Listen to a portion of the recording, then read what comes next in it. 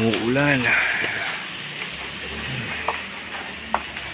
So ang problem niya, kapag umiikot siya ng counterclockwise, okay. Then kapag clockwise ang ikot niya, maingay na. So sira na yung gear niya.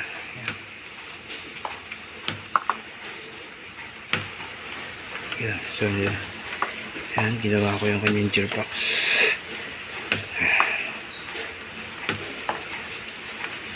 Okay na ngayon yan. Then yung belt niya,